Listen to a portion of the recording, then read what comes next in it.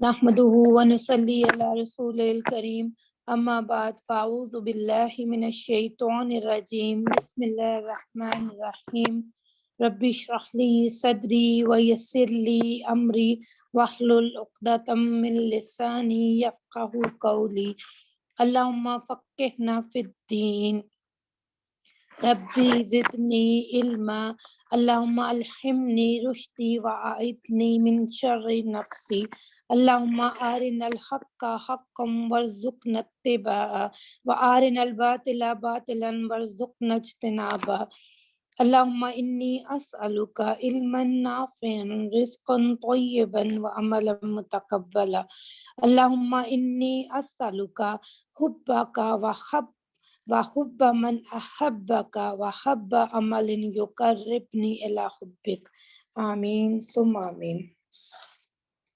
Welcome to all of you. اہلاً و سہلاً مرحبا. الحمدللہ ہم سب یہاں پر صرف اور صرف ایک ہی مقصد کے لیے اکٹھے ہوئے ہیں اور وہ ہے صرف اور صرف اللہ کی رضا کی خاطر. اللہ کی کتاب کو سمجھنے کے لیے ہم یہاں پر اکٹھے ہوئے ہیں. اللہ ہمیں یہاں پر ہمارا اکٹھا ہونا بہت مبارک کرے. اللہ کی محبت میں اکٹھے ہونا، جمع ہونا، اللہ سے دعا ہے اللہ ہمیں اخلاص اور قبولیت عطا فرما. ہماری ان نیتوں کو صرف اور صرف اپنے لیے خالص کر لے، ہم اس سے راضی ہو جائیں اور اللہ ہم سے راضی ہو جائے. اللہ ہمیں اس نفع مند علم سے بہت فائدہ عطا فرما.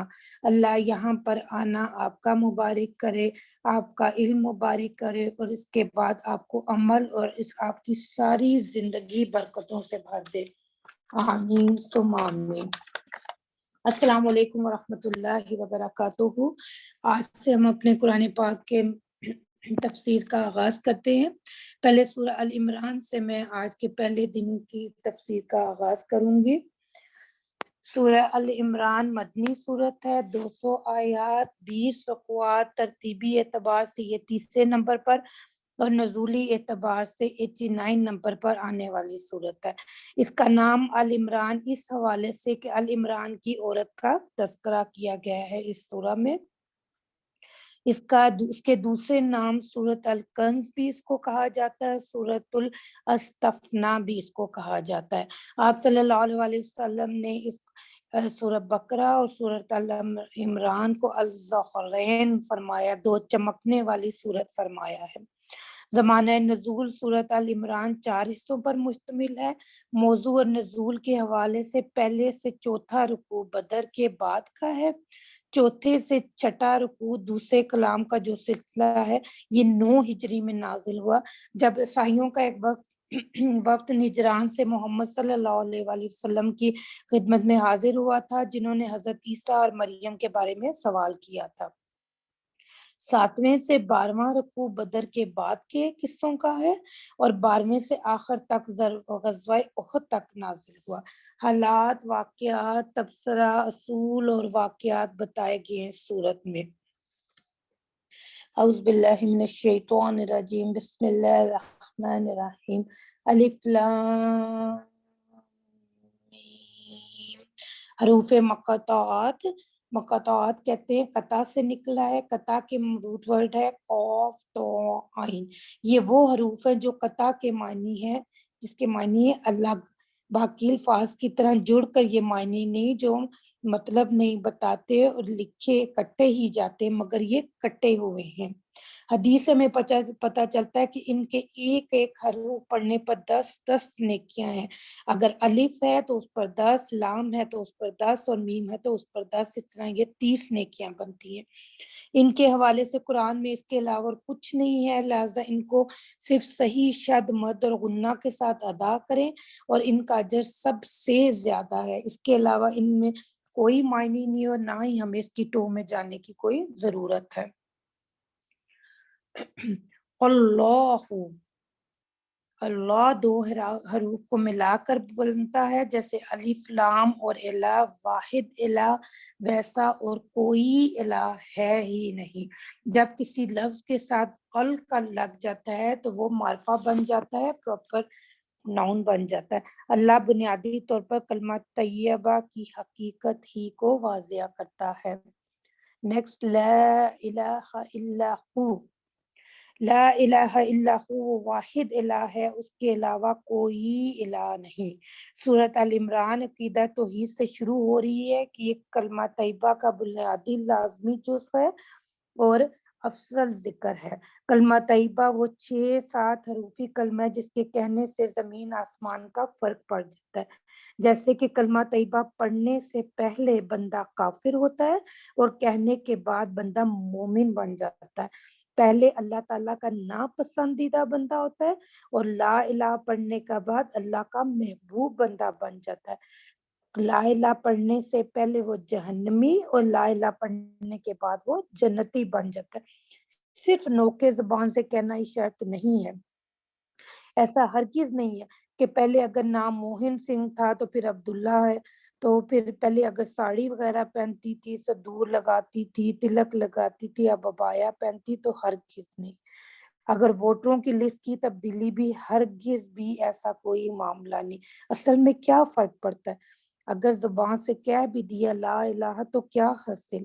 دل و زبان ہی مسلم نہیں تو کچھ بھی نہیں۔ یہ لا الہ الا اللہ ایک اقرار ہے، ایک دعویٰ ہے، ایک وعدہ ہے۔ کیا وعدہ ہے یہ؟ اللہ میں تیرے علاوہ کسی کو الہ نہیں بناؤں گی۔ اللہ معبود وہ جس کی عبادت، بندگی، اطاعت کی جاتی ہے۔ لا الہ الا اللہ اصل میں وعدہ ہے کہ اللہ میں نے لا کی تلوار چلا دی، تیرے علاوہ کسی کی بندگی، کسی کی عبادت نہیں کریں گے۔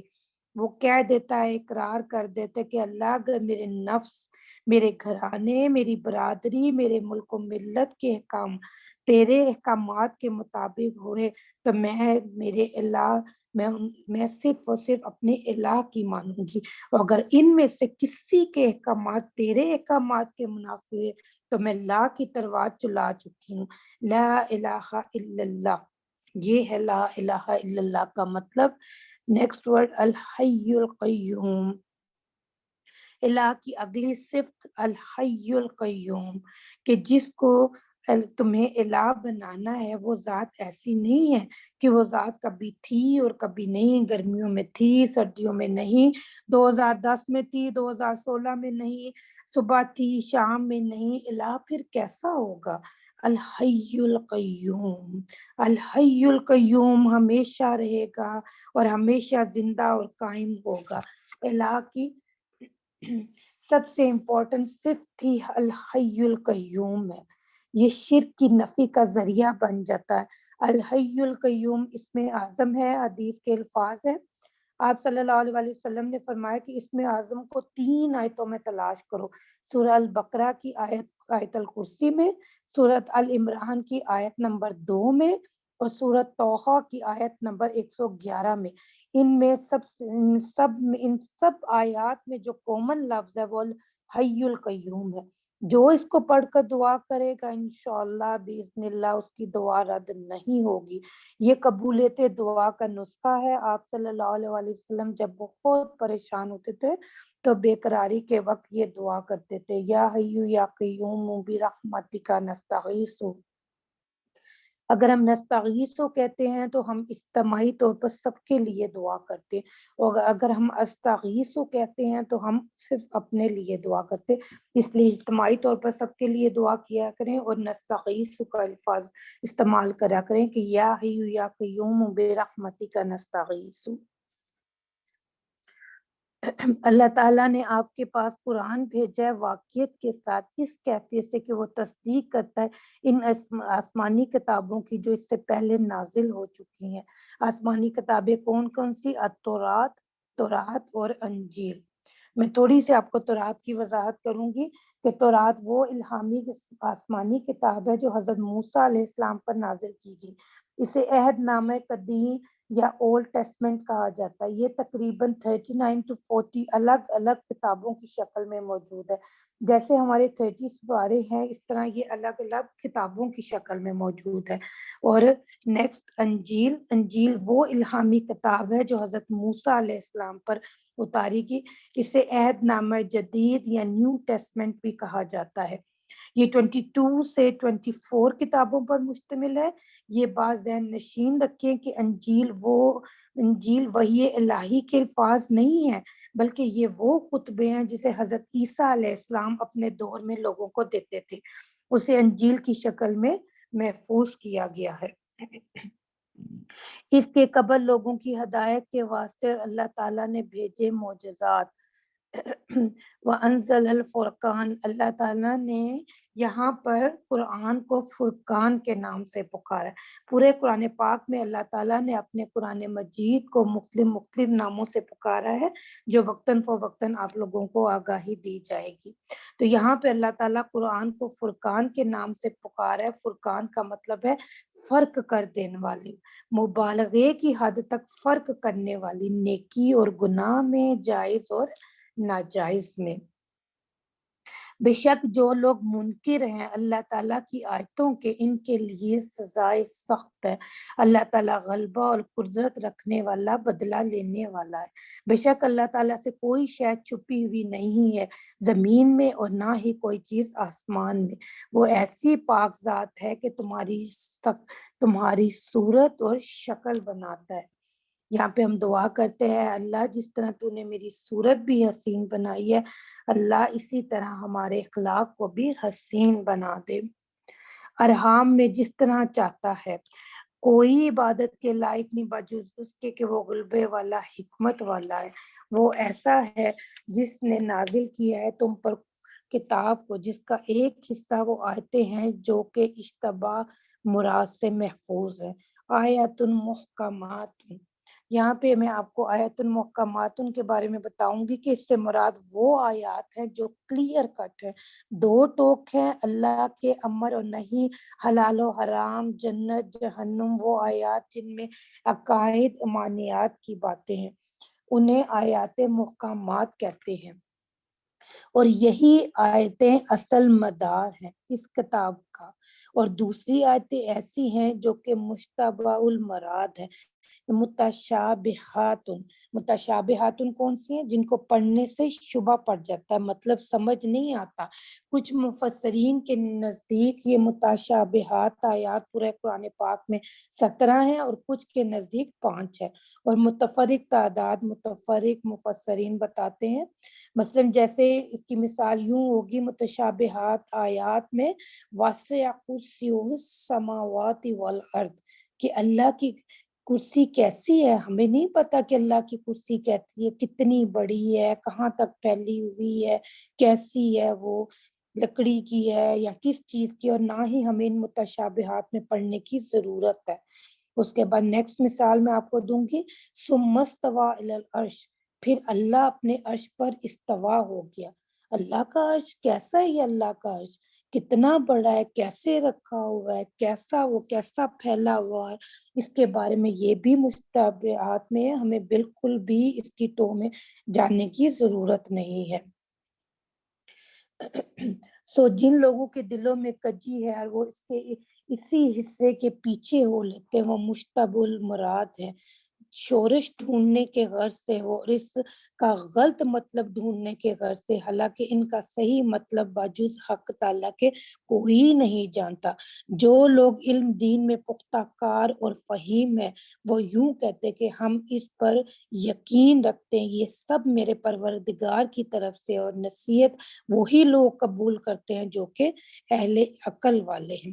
اللہ تعالیٰ یہاں پہ بتاتا ہے کہ اس کو پڑھنے والے بھی دو طرح کے لوگ ہیں، ایک وہ جو اس کو ٹیڑھ کے ساتھ پڑھتے ہیں، اور ایک وہ لوگ جو اس کو سیدھے سیدھے رے کر چلتے ہیں، اور وہ لوگوں سے پوچھتے رہیں کہ کون قرآن سے فائدہ حاصل، اور میں آپ لوگوں سے پوچھتی ہوں کہ کون قرآن سے فائدہ حاصل کرنا چاہتا ہے، کون اس کو ٹیڑھا لیتا ہے، کون اس کو سیدھا لیتا ہے۔ اس کے بالکل بھی متشابہات میں جانے کی ضرورت نہیں، جب محکم اللہ تعالیٰ نے احکامات ہمیں دیے، سیدھا سیدھا اس کے رستے پر اللہ تعالیٰ ہمیں چلنے والا بنا۔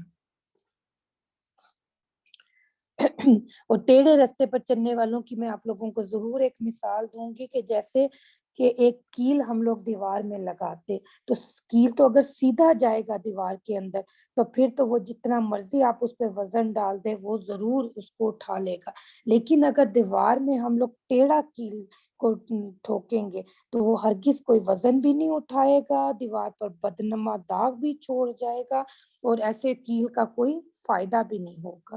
تو اگر ٹیڑھ ہوئی تو علم تو شاید داخل ہو ہی جائے گا مگر عمل کا بوجھ نہیں اٹھائے گا.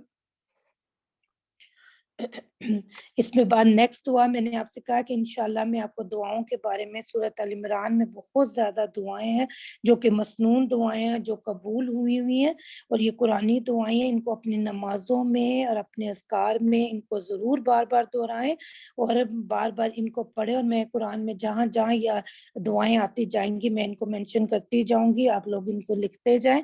تو انشاءاللہ ان دعاؤں کے وسیلے سے آپ لوگ دعا کریں, انشاءاللہ یہ مقبول دعائیں ہیں اور یہ ضرور قبول ہوں گی. جیسے ہماری نیکسٹ دعا ہے کہ اے ربنا لا تزغ قلوبنا بعد اذ ہدیتنا وہب لنا من لدنک رحمہ انک انت الوہاب. اے ہمارے پروردگار ہمارے دلوں کو کج نہ کیجیے بعد اس کے کہ آپ ہم کو ہدایت کر چکے ہیں, ہم کو اپنے پاس سے رحمت عطا فرمائے, بلا شبہ آپ بڑے عطا فرمانے والے ہیں. اے ہمارے پروردگار آپ بلا شبہ تمام آدمیوں کو روز محشر میں جمع کرنے والے اس دن میں جس دن ذرا شک نہیں, بلا شبہ اللہ تعالیٰ خلاف نہیں کرتے اپنے وعدے کے. بالیقین جو لوگ کفر کرتے ہرگز ان کے کام نہیں آ سکتے, ان کے مال و دولت نہ ان کی اولاد اللہ تعالیٰ کے مقابلے میں ذرہ برابر بھی. اور ایسے لوگ جہنم کا سوختہ ہوں گے جیسا معاملہ تھا فرعون والوں کا اور ان سے پہلے والے کافر لوگوں کا کہ انہوں نے ہماری آیتوں کو جھٹلایا, پھر اس پر اللہ تعالیٰ نے ان پر داروگیر فرمائے. ان کے گناہوں کے سبب اللہ تعالیٰ سخت سزا دینے والا. آپ ان کو فرف کرنے والوں سے فرما دیجئے کہ ان قریب تم مسلمانوں کے ہاتھوں سے مغلوب کیے جاؤ گے اور آخرت میں جہنم کی طرف جمع کر لیے جاؤ گے. اللہم اجرنا من النار, اللہم اجرنا من النار, اللہم اجرنا من النار. قرآن پاک میں جہاں بھی جہنم کا ذکر آئے وہاں سے جہنم سے پناہ مانگ لیجئے. اللہم اجرنا من النار. ایک بات میں یہاں پہ ضرور کلیئر کروں گی کہ اللہم اجرنا من النار اگر ہم یہ دعا مانگتے ہیں تو ہم اجتماعی طور پر سب کے لیے مانگتے ہیں, اور اگر ہم کہتے ہیں اللہم اجرنی من النار تو اس کا مطلب کہ اللہ مجھے جہنم کی آگ سے بچا, اور وہ جہنم ہے بہت برا ٹھکانہ. بے شک تمہارے لیے بڑا نمونہ ہے دو گروہوں کے درمیان, فئتین التقاتا. دو گروہوں سے مراد یہاں پہ مدینہ کے مسلمان اور مکہ کے مشرک میدان بدر میں. یہاں سے میدان بدر کا سلسلہ شروع ہو گیا جو کہ باہم ایک دوسرے سے مقابل ہوئے تھے. ایک گروہ تو اللہ کی راہ میں لڑتے تھے یعنی مسلمان, اور دوسرا گروہ کافر گروہ تھا. یہ کافر اپنے آپ کو دیکھ رہے تھے کہ ان مسلمانوں سے کئی حصے زیادہ ہیں, کھلی آنکھوں سے دیکھ رہے تھے. تو میدان بدر میں مسلمانوں کی تعداد 313 تھی اور مشرکین 1000 کی تعداد میں تھے, اور اللہ تعالیٰ اپنی امداد سے جس کو چاہتے ہیں قوت دے دیتا ہے. سو بلا شک اس میں بڑی عبرت ہے دانشمند بینش والے لوگوں کو.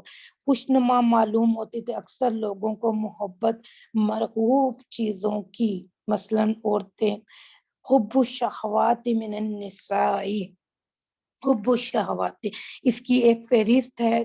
حب الشہوات دل پسند چیزیں وہ چیزیں جن کی محبت دلوں میں رچ بس گئی ہے. سب سے پہلے تو عورت ہی جو سب سے بڑا فتنہ بتایا جاتا ہے, جس کا حسن, اس کی محبت, اس کی ادائیں جو ایک بہت بڑا فتنہ.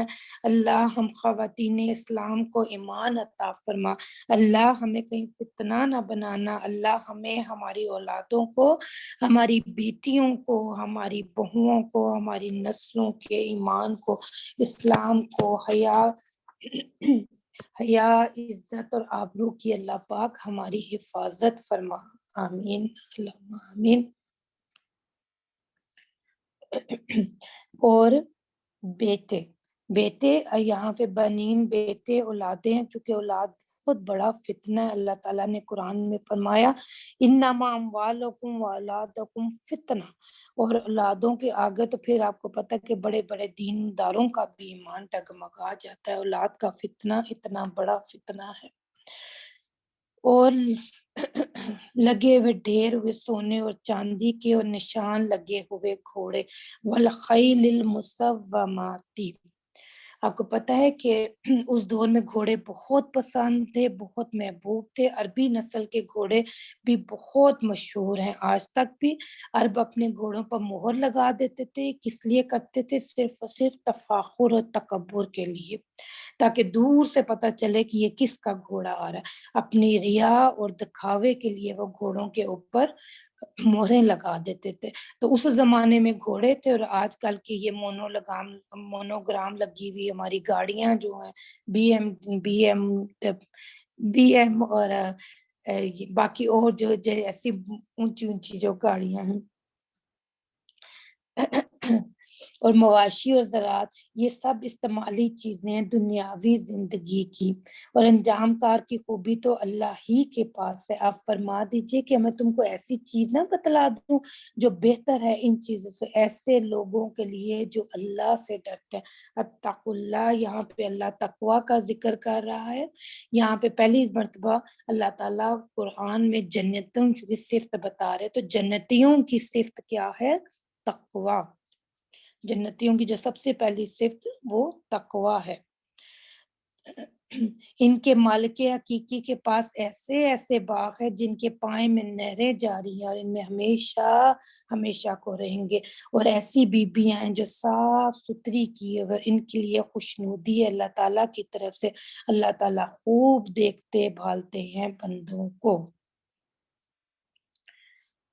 جنت کے حصول کے لیے جو پہلی صفت تقوی، اس میں آپ کو تقوی کے بارے میں لگاتار بتاتی رہوں گی کہ تقوی وہ واحد جذبہ ہے جو جنت کے حصول کے لیے سب سے زیادہ قرآن پاک میں مذکور ہے۔ سورہ الرحمن میں فرمایا گیا وَلِمَنْ خَوْفَ مَقَامَ رَبِّهِ جَنَّتَانِ، جو اللہ کے سامنے کھڑا ہونے سے ڈر گیا اس کے لیے جنت ہے۔ سورۃ ال عمران میں بھی بہت ہی خوبصورت دعائیں ہیں جن کو انڈر لائن کرتی جائیں آپ، اور ان کو یاد کرتی جائیں، پھر یہ دعائیں پڑھ کر سنیں۔ اس سے نیکسٹ دعا جو ہماری اگلی آیت میں آ رہی ہے، ربنا اننا آمنا فاغفر لنا ذنوبنا وقنا عذاب النار، اے ہمارے پروردگار ہم ایمان لے آئے، سو آپ ہمارے گناہوں کو معاف کر دیجئے اور ہم کو عذاب دوزخ سے بچا لیجئے۔ اور اس سے نیکسٹ جو اب صفت آ رہی ہے جنتوں کی صفت، اللہ تعالیٰ اس سے نیکسٹ آیت میں بتا رہے ہیں، آیت نمبر 17 میں جنتیوں کی صفت کیسے ہیں وہ لوگ۔ اس کی آپ ایک فہرست بنا لیجئے۔ نمبر 1 کہ وہ تقوی کرتے ہیں، دعا کرنے والے ہیں، ایمان کا اعلان کر کے بخشش طلب کرتے ہیں۔ نمبر 4 آگ کے عذاب سے بخشش کی فکر کرتے ہیں، صبر کرتے ہیں، سچ بولتے ہیں، اطاعت کرتے ہیں، جنت سے نجات کے لیے خرچ کرتے ہیں۔ اچھا، پھر دن تو ایسے گزرتے تو رات کو وہ لوگ کیا کرتے ہیں؟ رات کو لمبی تان کر سو نہیں جاتے، جسم کا حق بھی ضرور ادا کرتے ہیں، لیکن سحری کے بعد اٹھ کر استغفار کی کثرت کرتے ہیں، تہجد ادا کرتے ہیں۔ سجدے کرنے والے یہ ہیں اللہ تعالیٰ کے مقرب بندے جن کی اللہ تعالیٰ نے صفات ان آیات میں بتائی ہیں۔ گواہی دی ہے اللہ تعالیٰ نے اس کے بجز اس کے کوئی معبود ہونے کے لائق نہیں۔ اللہ تعالیٰ یہاں پر عقیدہ توحید کو پھر دوبارہ دہرا رہا ہے، اور فرشتوں نے بھی اور اہل علم نے بھی اور معبود بھی اس شان کے ہیں کہ اعتدال کے ساتھ انتظام رکھنے والے ہیں، ان کے سوا کوئی معبود ہونے کے لائق نہیں، وہ زبردست ہیں، حکمت والے ہیں۔ ان الدین عند الاسلام، بلا شبہ دین حق اللہ تعالیٰ کے نزدیک صرف اور صرف اسلام ہے۔ دین سے کیا مراد ہے؟ زندگی گزارنے کا طریقہ، ضابطۂ حیات، mode of life, code of ethics. Allah بتا رہا ہے کہ کلمہ گو کے لیے ایکسیپٹیبل کوڈ آف لائف صرف اور صرف اسلام ہوگا۔ جنت کے حصول کی خواہش کے لیے اور جہنم سے نجات کی خواہش رکھنے والوں کے لیے اس کے علاوہ اور کوئی ضابطہ حیات، چاہے جتنا بھی وہ ترقی یافتہ ضابطہ حیات ہی کیوں نہ ہو، وہ ہرگز قابل قبول نہیں ہوگا اللہ کے نزدیک۔ اور اہل کتاب نے جو اختلاف کیا تو ایسی حالت کے بعد کہ ان کو دلیل پہنچ چکی محض ایک دوسرے سے بڑھنے کے سبب سے، جو شخص اللہ تعالیٰ کے احکام کا انکار کرے گا تو بلا شبہ اللہ تعالیٰ بہت جلد اس کا حساب لینے والا۔ اللہم حسبنی حسابا یسیرا۔ پھر بھی اگر یہ لوگ آپ سے حجتیں نکالیں تو آپ فرما دیجئے کہ تم مانو یا نہ مانو، میں تو اپنا رخ خاص اللہ تعالیٰ کی طرف کر چکا، اور جو میرے پیرو تھے وہ بھی۔ اور کہیے اہل کتاب سے اور مشرکین عرب سے، کیا تم بھی اسلام لاتے ہو؟ سو اگر وہ لوگ اسلام لے آئیں تو وہ لوگ بھی راہ پر آ جائیں گے، اگر وہ لوگ روگردانی رکھیں تو آپ کی ذمہ صرف پہنچا دینا ہے، اللہ تعالیٰ خود دیکھ لیں گے اور سمجھ لیں گے بندوں کو۔ بے شک جو لوگ کفر کرتے ہیں اللہ تعالیٰ کی آیات کے ساتھ اور قتل کرتے ہیں پیغمبروں کو ناحق، اور قتل کرتے ایسے شخصوں کو جو ایک اعتدال کی تعلیم دیتے ہیں، فبشرہم بعذاب علیم، سو ایسے لوگوں کو خبر سنا دیجیے ایک سزائے دردناک کی۔ یہاں پر اللہ تعالیٰ فرمائے ان لوگوں کو خوشخبری سنائیے جو کہ نبیوں کو اور راہ حق کی دعوت دینے والوں کو قتل کرتے ہیں۔ قوموں نے اپنے نبیوں کو قتل کیا، رسولوں کی جانوں کی حفاظت کا ذمہ اللہ تعالیٰ نے خود لیا۔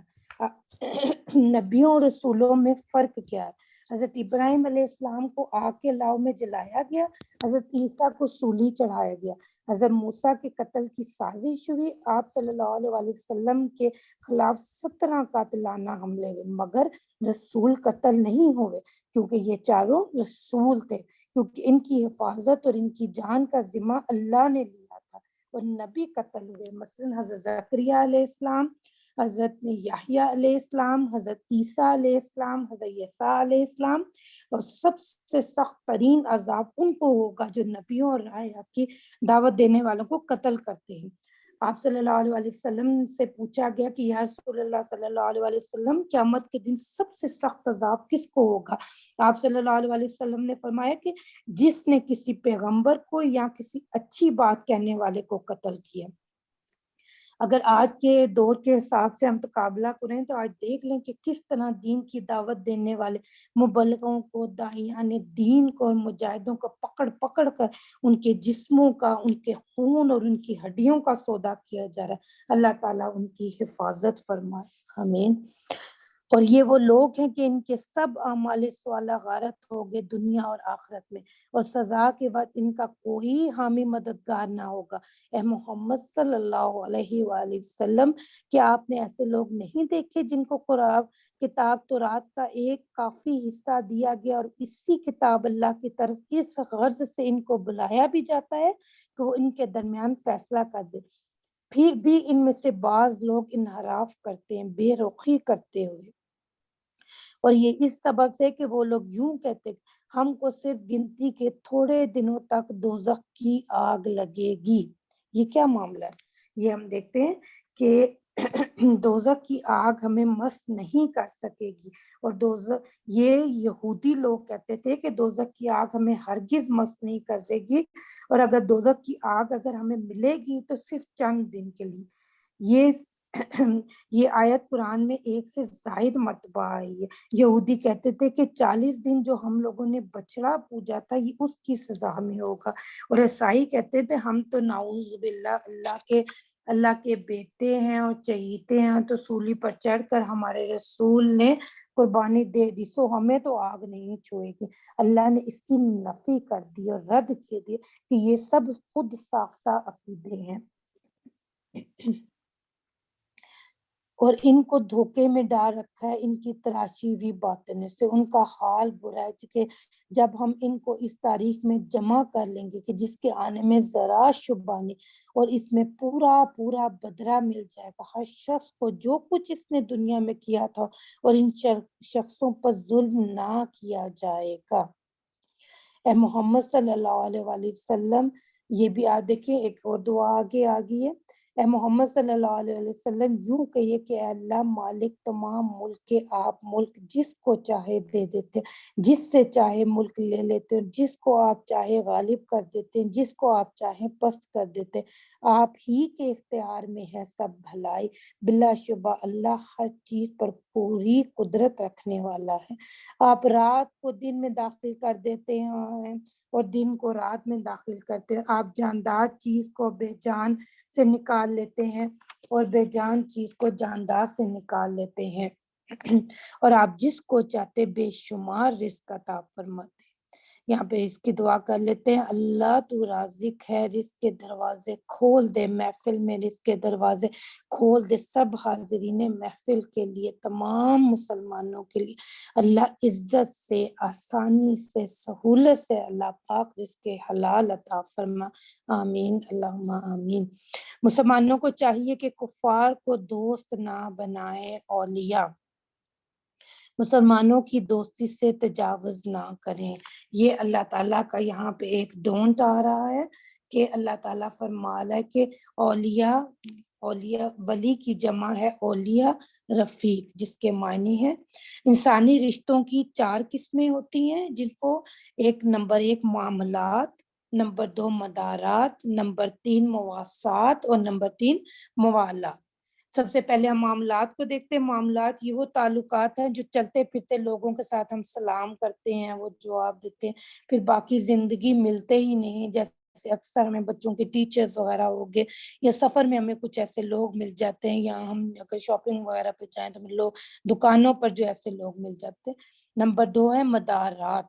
مدارات کہتے ہیں کہ جو ہمارے گھر میں آ جائے تو ہم اس کی تواضع کریں تو اس کو ہم مدارات کہتے ہیں۔ نمبر 3 ہے مواسات، یہ خدمت خلق کا تعلق اس کے ساتھ ہے، جیسے ہم بھوکے کو دیکھ اس کو ہم کھانا کھلا دیں، یا پیاسے کو دیکھ ہم اس کو پانی وغیرہ پلا دیں، ننگے کو پہنا دیں، بیمار کو ہم اس کی مدد کر دیں، اس کی ڈاکٹر وغیرہ کے پاس جانے کے لیے، اور یہ اس کا تعلق درد دل کے ساتھ ہے۔ اور نمبر 4 جو سب سے اہم معاملہ ہے وہ ہے موالات۔ ولی اصل تعلق والے شخص کو کہتے ہیں، گہری دلی محبت، راز و نیاز، مشورہ مانگنا، کاپی کرنا، فرصت میں جیسے وہ اپنے دل بہلاتا ہے اس سے انٹرٹینمنٹ کرتا ہے۔ ایک مسلمان 2 سے 3 پہلے تعلقات ہر ایک کے ساتھ کرے گا۔ نمبر 1 سے 3 تک وہ جو معاملات ہیں، جو تعلقات ہیں، وہ مسلمان ہر ایک کے ساتھ رکھے گا، رکھ سکتا نہیں ہے بلکہ رکھے گا۔ ہر مسلم، غیر مسلم، ہندو، سکھ، عیسائی، بدھ مت سب سے رکھنے ہیں۔ حدیث سے ثابت ہے کہ نبی پاک صلی اللہ علیہ وآلہ وسلم مشرک عورت کا سامان اٹھاتے ہوئے بھی نظر آتے ہیں، کوڑا پھینکنے والی کے کام کے گھر جا کر اس کے کام کرتے ہوئے بھی نظر آتے ہیں۔ مگر آخری ریلیشن شپ ولایت ابھی صرف اللہ نے بتایا، اللہ نے یہاں پہ اس آیت میں بتایا کہ کافروں کے ساتھ ہرگز نہ رکھو۔ پھر آگے قرآن پاک میں جیسے جیسے ہم آگے بڑھتے جائیں گے تو ہمیں پتہ چلے گا کہ اللہ تعالیٰ نے پھر منافقوں کے ساتھ، فاسقوں کے ساتھ بھی منع فرماتی ہے۔ سورۃ توبہ تک بالکل دائرہ بہت ٹائٹ کر دیا جائے گا۔ ولایت فرد کی سطح پر، جیسے کہ مریم مارگریٹ نہیں کرے گا، عبداللہ جان کے ساتھ ولایت نہیں ہوگی۔ کھانا پینا، اٹھنا بیٹھنا، ملنا جلنا رہے گا مگر ولایت نہیں۔ جو ایسا کرے گا اس کا اللہ تعالیٰ سے کوئی تعلق نہیں۔ اور جو شخص ایسا کام کرے گا سو وہ شخص اللہ کے ساتھ دوستی رکھنے کے کسی شمار میں نہیں، مگر ایسی صورت میں کہ تم ان میں سے کسی قسم کا قوی اندیشہ رکھتے ہو۔ اللہ تعالیٰ تم کو اپنی ذات سے ڈراتا، اللہ ہی کی طرف لوٹ کر جانا۔ آپ فرما دیجئے کہ اگر تم پوشیدہ رکھو گے اپنے ماضی الضمیر یا اس کو ظاہر کرو گے، اللہ تعالیٰ اس کو ہر حال میں جانتے ہیں۔ وہ تو سب کچھ جانتے ہیں، جو کچھ آسمانوں میں ہے، جو کچھ زمین میں ہے۔ اللہ تعالیٰ ہر چیز پر قدرت کامل رکھتے ہیں۔ جس روز ایسا ہوا کہ ہر شخص اپنے اچھے کیے ہوئے ناموں کو سامنے لایا ہوا پائے گا اور اپنے برے کیے ہوئے کاموں کو بھی، اور اس بات کی تمنا کرے گا کہ کیا خوب ہوتا کہ اس شخص کے اور اس روز کے درمیان میں دور دراز کی مسافت حائل ہوتی ہے. اللہ تعالیٰ تم کو اپنے ذات عظیم الشان سے ڈراتے ہیں. اللہ تعالیٰ نہایت مہربان ہے اپنے بندوں پر. آپ فرما دیجئے کہ اگر تم اللہ تعالیٰ سے محبت رکھتے ہو تو تم لوگ میرے اتباع کرو. اللہ تعالیٰ تم سے محبت کرنے لگیں گے، تمہارے سب گناہوں کو معاف کر دیں گے. اللہ تعالیٰ بڑے معاف کرنے والا، بڑی عنایت فرمانے والا ہے. قل اطیعوا اللہ و رسول، اور آپ فرما دیجئے کہ تم اطاعت کیا کرو اللہ کے اور اس کے رسول کے. آپ صلی اللہ علیہ وآلہ وسلم کی زبان سے اعلان کروایا جا رہا ہے یہاں پہ کہ اگر اللہ سے محبت کا اعلان کرتے ہو تو اللہ کا اتباع کرو اور محمد صلی اللہ علیہ وآلہ وسلم کا اتباع کرو. اتباع سنت محمد صلی اللہ علیہ وآلہ وسلم کے بارے میں یہاں پر حکم دیا جا رہا ہے. نبی پاک صلی اللہ علیہ وآلہ وسلم کی سنت کے مطابق کھانا پینا اٹھنا بیٹھنا یہ کیوں ہوگا؟ کیونکہ اللہ تعالیٰ نے اپنی فرما برداری کا حکم تو دیا، تو محمد صلی اللہ علیہ وسلم کا کیوں دیا؟ تو اس کا جواب یہ ہے کہ کیونکہ سنت کے اتباع سے وہ عمل عبادت بن جاتے ہیں. وہ عمل جو ہم نے روز کرنا ہی کرنا ہے تو اپنی مرضی سے کریں گے تو کوئی ثواب نہیں ہوگا، مگر اگر نبی پاک صلی اللہ علیہ وآلہ وسلم کی سنت کے مطابق ہوگا تو نیکیوں کا پلڑا بھی ہمارا بھاری ہوگا اور مومن کی زندگی صبح سے شام تک نیکی ہی نیکی بن جائے گی. اگر تم اتباع سنت کرو گے تو اللہ تم سے محبت کرنے لگے گا. اتباع سنت کا اگلا ریوارڈ کیا ہے؟ اللہ محبت کرنے لگے گا. یہ سب کے سب فائدے ہیں اتباع سنت صلی اللہ علیہ وآلہ وسلم کے. اور پھر اگر وہ لوگ